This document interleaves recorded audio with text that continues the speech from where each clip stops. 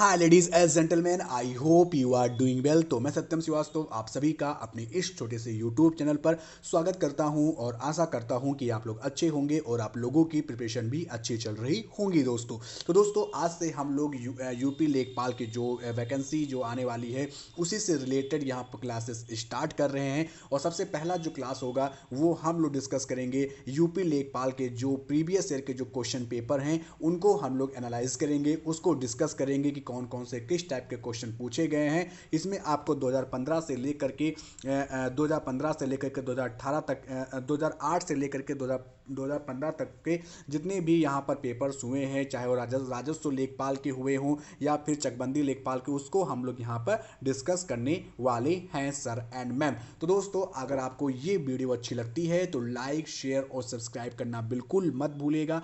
आप मुझे अनअकैडमी पर भी आप मुझे फॉलो कर सकते हो, सत्यम श्रीवास्तव सर्च करके।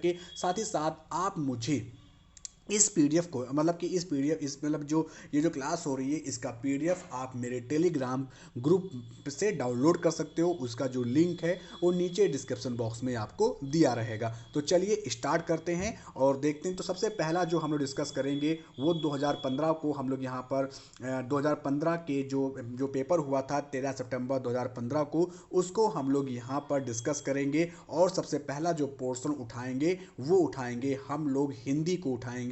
हिंदी के प्रश्नों को हम लोग यहाँ पर हल करेंगे सर एंड मैम। ठीक है, तो हिंदी के प्रश्नों पे हम लोग चलते हैं और देखेंगे कि कैसे क्या है दोस्तों। तो पहला प्रश्न यहाँ पर यह है कि प्रश्न संख्या 1 और 2 में लिखित लोकाक्तियों अर्थात कि मुहावरों का सही अर्थ चुनकर लिखिए। तो यहाँ पर मुहावरे पूछे गए हैं हमसे।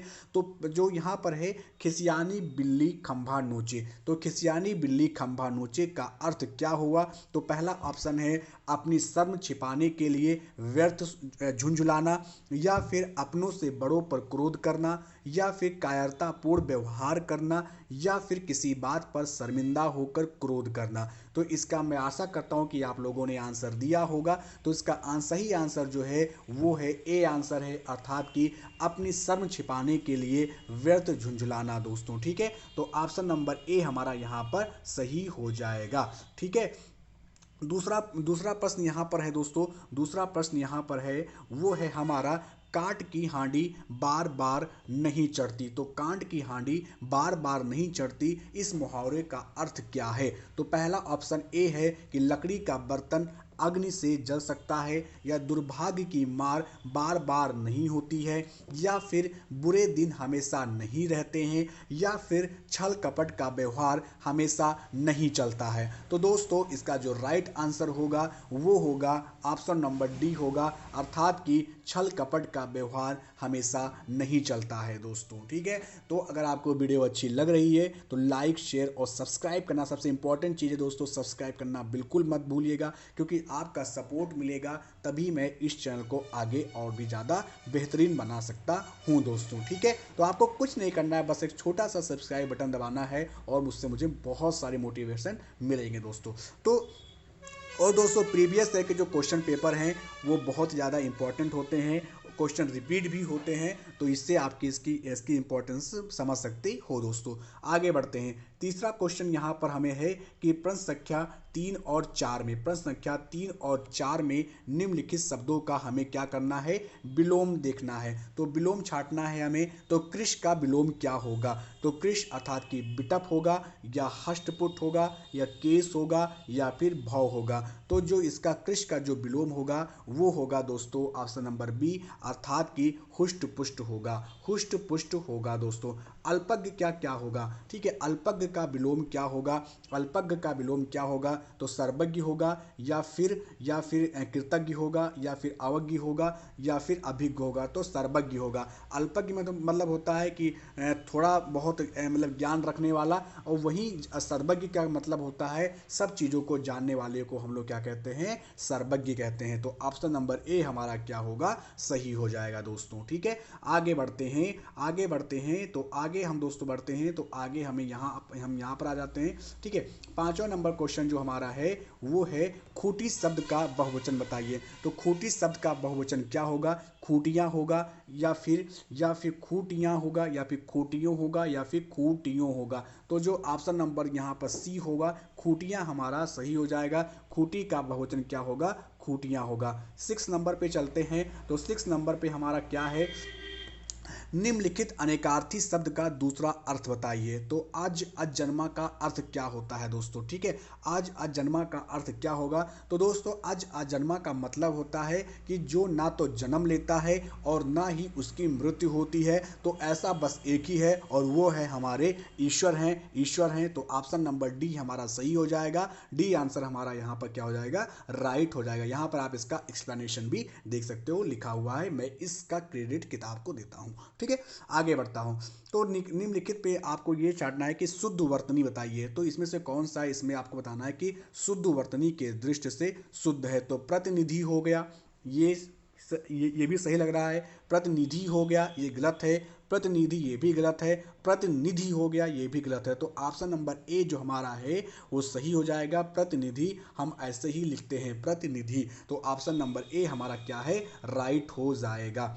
अब दोस्तों यहाँ पर है कि ऑप्शन नंबर 8 और 9 में दोस्तों क्या कहा गया है कि कुछ त्रुटियां हैं। इसमें कहा गया है कि 8 और 9 के वाक्यों में से कुछ में त्रुटियां हैं। त्रुटि वाले वाक्य के जिस भाग में त्रुटि हो उसके अनुरूप अक्षर ए बी सी वाले गोले को काला करें। यदि वाक्य में कोई त्रुटि ना हो तो डी वाले गोले को पूरी तरीके से काला करें। तो यहाँ पर है पहला, यहाँ पर मिल जाता है दोस्तों 8वां जो क्वेश्चन है वो है कि विद्यालय में जलपान को उत्तम प्रबंध है। इसमें कोई त्रुटि है कि नहीं है? आपको क्या लगता है? इसमें दोस्तों त्रुटि है, क्योंकि होगा विद्यालय में जलपान की उत्तम व्यवस्था है या फिर उत्तम प्रबंध है, ना कि को होगा। तो ये यहाँ पर हमारा ये गलत हो गया। तो जलपान को कहाँ पर है? ऑप्शन नंबर बी में है। तो ये हमारा गलत हो जाएगा। विद्यालय में जलपान को कि नहीं, जलपान की जगह जलपान का उत्तम प्रबंध होना चाहिए दोस्तों। ठीक है, 9वां क्वेश्चन में आपको ये बिल्कुल सेम यही करना है कि मुझे रेलगाड़ी में यात्रा करना अच्छा लगती है। इसमें कोई त्रुटि है कि नहीं है? बताइए क्या लगता है आपको? इसमें त्रुटि है दोस्तों। क्या, कौन सी त्रुटि है? यात्रा करना अच्छी लगती है, मतलब अच्छी लगती में त्रुटि है। अच्छी लगती में त्रुटि है, तो ऑप्शन नंबर सी हो जाएगा। अच्छी लगती नहीं है, अच्छा मुझे रेलगाड़ी में यात्रा करना अच्छा लगता है। ठीक है, अच्छा लगता है, तो ये इसका क्या हो जाएगा? राइट आंसर हो जाएगा। डी क्वेश्चन पे चलते हैं दोस्तों।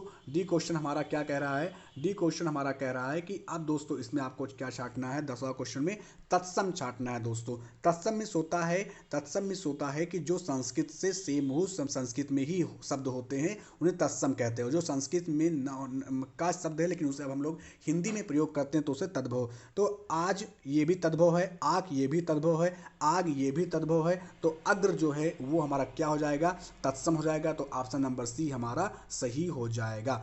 अब दोस्तों यहाँ पर बढ़ते हैं। तो प्रश्न नंबर 11 और 12 में एक शब्द चुनना है। निम्नलिखित वाक्यों के लिए एक शब्द चुनना है। तो पर्वत की तलहटी के लिए कौन सा शब्द सही रहेगा? तो द्रोण रहेगा, या फिर रेशिन रहेगा, या फिर घाटी रहेगा, या फिर उपत्यका रहेगा। तो इसमें बहुत सारे लोग कंफ्यूज हो सकते हैं। तो इसका राइट आंसर जो होगा वो होगा डी होगा, उपत्यका। इसका राइट आंसर क्या होगा? उपत्यका होगा, उपत्यका होगा। तो ये हो गया हमारा सही आंसर, ऑप्शन नंबर डी। आप इसे टिक कर सकते हो दोस्तों। ठीक है, तो आगे बढ़ते हैं। अब जो दोस्तों 12वां क्वेश्चन है, कंजूसी से धन व्यय करने वाले को क्या कहते हैं? तो जो कंजूसी से जो धन व्यय करते हैं उसे हम लोग क्या कहते हैं? कृपण कहते हैं। क्या कहते हैं दोस्तों? कृपण कहते हैं। ये आपको ध्यान में रखना पड़ेगा। कृपण, ये आपको पता होगा। ठीक है, प्रश्न नंबर 13 और 14 के वाक्यों में क्या कहा गया कि रिक्त स्थानों की पूर्ति कीजिए। क्या कीजिए? रिक्त स्थानों की पूर्ति करना है। रिक्त स्थानों की हमें क्या करनी है? पूर्ति करनी है। तो इसमें कहा गया है कि उसका हृदय इतना कोमल है कि मित्र तो क्या, वह अपने को भी चोट नहीं पहुंचा सकता। तो यहाँ पर दोस्तों, यहाँ का मित्र के बाद क्या होता है? मित्र का उल्टा क्या होता है? शत्रु होता है। तो शत्रु कौन से ऑप्शन में? ऑप्शन नंबर ए में हमारा शत्रु है। तो इसमें हम लोग क्या कर देंगे? टिक टिक कर देंगे, शत्रु हो जाएगा इसका राइट आंसर। तो आगे बढ़ते हैं, 13 क्वेश्चन हम लोग यहाँ पर पहुंच चुके हैं। 14वां क्वेश्चन हमें यहाँ पर मिलता है कि देश रक्षा के लिए प्रत्येक नागरिक को रहना चाहिए, क्या रहना चाहिए? तो प्रत्येक नागरिक को क्या रहना चाहिए? उद्यत रहना चाहिए दोस्तों। क्या रहना चाहिए? क्या रहना चाहिए? उद्यत रहना चाहिए दोस्तों, उद्यत रहना चाहिए।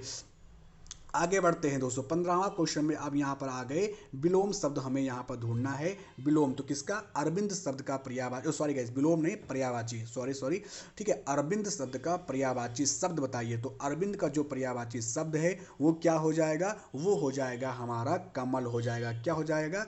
कमल हो जाएगा। अरविंद शब्द का पर्यायवाची किसका है? कमल का पर्यायवाची है। कमल के अन्य पर्यायवाची भी आप यहाँ पर देख सकते हो, जैसे कि जलज हो गया, पंकज हो गया, नीरज हो गया, सरोज हो गया, अंबुज हो गया, ये सब कमल के पर्यायवाची हैं। नेक्स्ट बार ये इसमें से कोई एक पूछ सकता है, तो आप लोग इसको रट लीजिएगा। 16वां क्वेश्चन हमें क्या कहता है कि निर्धन में कौन सी संधि है? निर्धन में कौन सी संधि है? तो निर्धन दोस्तों ऐसे लिखते हैं, नी, अगर आप संधि विच्छेद करोगे तो नी प्लस धन, ठीक है। निर्धन में आपको ऐसे लिखो, नी प्लस धन अर्थात कि निर्धन। तो यहाँ पर दोस्तों क्या हो जाएगी? इसमें विसर्ग संधि होगी। क्या होगी? विसर्ग संधि होगी। तो डी आंसर हमारा सही हो जाएगा, विसर्ग संधि। विसर्ग संधि हमारा क्या हो जाएगा? सही हो जाएगा। नेक्स्ट क्वेश्चन पे आते हैं और 17th क्वेश्चन पे आते हैं। तो इसमें है दोस्तों नी प्लस धन, मैंने आपको बताया था, ठीक है। तो इसमें क्या करना है हमें? इसमें देशांतर में कौन सा समास है दोस्तों? तो देशांतर में कौन सा समास है?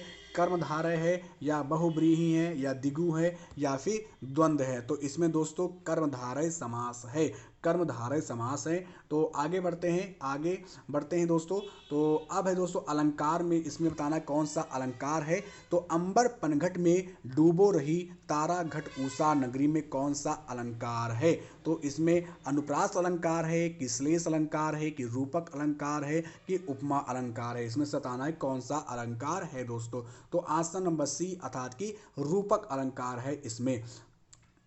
19th क्वेश्चन पे चलते हैं दोस्तों। निम्नलिखित में से, अब इसमें दोस्तों पूछा गया है तद्भव कौन सा है दोस्तों? तद्भव तो इष्टिका, कुपुत्र, उलूक, अमय दोस्तों। तो अर्थात कि अमय, ठीक है। तो यहाँ पर जो होगा अमय, इसमें क्या है? तद्भव है। अमय को कहते हैं दोस्तों अमृत कहते हैं। क्या कहते हैं? अमृत कहते हैं दोस्तों। तो इसका तत्सम क्या होगा? अमृत होगा और इसका तद्भव अमय। तो ऑप्शन नंबर सी इसका हो जाएगा।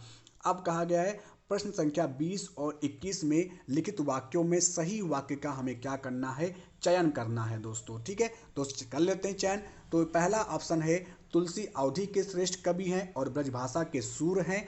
तुलसी अवधि के श्रेष्ठ कवि हैं और सूर ब्रजभाषी हैं, गलत है। तुलसी और सूर अवधि और ब्रजभाषी के श्रेष्ठ कवि हैं, ये भी हमारा गलत है। तुलसी और सूर क्रमशः अवधि और ब्रजभाषा के श्रेष्ठ कवि हैं। हाँ, ये हमारा सही हो जाएगा क्योंकि तुलसी जो है वो अवधि के श्रेष्ठ कवि हैं, सूर जो है वो ब्रजभाषा के कवि हैं। तो ऑप्शन नंबर डी हमारा यहाँ पर सही हो जाएगा। 21वां क्वेश्चन यहाँ पर है कि जीवन और साहित्य का निकट संबंध है, क्या ये सही है? गलत है। जीवन और साहित्य का घोर संबंध है, या ये भी गलत लग रहा है। जीवन और साहित्य का क्या है यहाँ पर अगाध संबंध है, ये भी गलत है। लेकिन ये जो हो गया कि जीवन और साहित्य का घनिष्ठ संबंध है, ऑप्शन नंबर डी हमारा सही होगा। ये वाक्य हमारा क्या है? सही है दोस्तों। क्वेश्चन नंबर 22 आ जाते हैं। तो करुण रस का अस्थाई भाव क्या होगा? तो करुण मिस होता है दोस्तों शोक होता है, और शोक यहाँ पर कहाँ दिया हुआ है? ऑप्शन नंबर बी में दिया है। तो करुण रस का जो होगा वो होगा अस्थाई भाव शोक होगा दोस्तों, ठीक है, शोक होगा। आगे बढ़ते हैं और आगे पे हैं 23 क्वेश्चन पे आ जाते हैं दोस्तों। टोटल 25 क्वेश्चन का सेट होता है ये, ठीक है। हिंदी में 25 क्वेश्चन का सेट आता है लेखपाल में, ठीक है। तो अब ये मैं खाना खा चुका था, इस वाक्य में कौन सा भूतकालिक भेद है? तो इसमें भूतकालिक भेद तो आसन्न भूत है या सामान्य भूत है या फिर संदिग्ध भूत है या फिर पूर्ण भूत है। तो इसमें पूरा कार्य हो चुका था दोस्तों, ठीक है, कोई कार्य बाकी नहीं था, उसने खाना खा चुका था। तो ये होगा ऑप्शन नंबर डी अर्थात कि पूर्ण भूत होगा, ठीक है। तो ऑप्शन नंबर डी भी यहाँ पर देख लीजिए सही होगा, ठीक है। आगे बढ़ते हैं। तो यहाँ पर है कि 24th क्वेश्चन है, राजा सेवक को कंबल देता है, इस वाक्य में रेखांकित पद में कौन सा कारक है दोस्तों। तो जहाँ पर देना शब्द आ जाए, जहाँ पर कोई चीज़ दिया जाए, वहाँ पर हम आंख मूंद के संप्रदान कारक लगा देते हैं। तो राजा सेवक को कंबल दे रहा है ना, तो ये हो गया संप्रदान कारक हो गया। ऑप्शन नंबर ए हमारा सही हो जाएगा। ठीक है, 25वां क्वेश्चन हमारा है दोस्तों कि ठठेरा शब्द का लिंग परिवर्तन कीजिए। ठठेरा शब्द का लिंग परिवर्तन कीजिए। तो ठठेरा का दोस्तों क्या होगा, ठठेरिन होगा। क्या होगा, ठठेरिन होगा। ये ऑप्शन नंबर ए हमारा क्या हो जाएगा, ऑप्शन नंबर ए हमारा सही हो जाएगा। ठठेरिन हमारा हो जाएगा, सही हो जाएगा दोस्तों। तो ये दोस्तों था पूरा का पूरा 25 क्वेश्चन था जो कि हिंदी में पूछे गए थे यूपी लेखपाल की एग्जाम में दोस्तों। तो मैं आशा करता हूँ मैंने आपको समझा पाया होगा और आपको समझ में भी आया होगा। अगर आपको कोई भी डाउट हो इस क्लास से संबंधित तो आप नीचे कमेंट बॉक्स में ज़रूर पुटअप कीजिएगा, मैं आपको उसका सुझाव और रिप्लाई ज़रूर दूंगा दोस्तों। तो सबसे इंपॉर्टेंट चीज़, अगर आपको क्लास अच्छी लगी तो सब्सक्राइब का बटन दबाना बिल्कुल मत भूलिएगा। अगर आप चाहते हो कि क्लास ऐसे कंटिन्यू रहे तो आप लाइक शेयर सब्सक्राइब करना मत भूलना। और दोस्तों आज हमने हिंदी का डिस्कस किया है, इसके बाद हम लोग गणित का डिस्कस करेंगे नेक्स्ट पार्ट में। उसके बाद हिंदी के अभी और जितने पार्ट, ये तो जो प्रथम पाली में पूछे गए थे उसका मैंने डिस्कस किया है। अभी सेकंड पाली में भी क्वेश्चन जो आए हैं हिंदी के उसको भी डिस्कस किया जाएगा।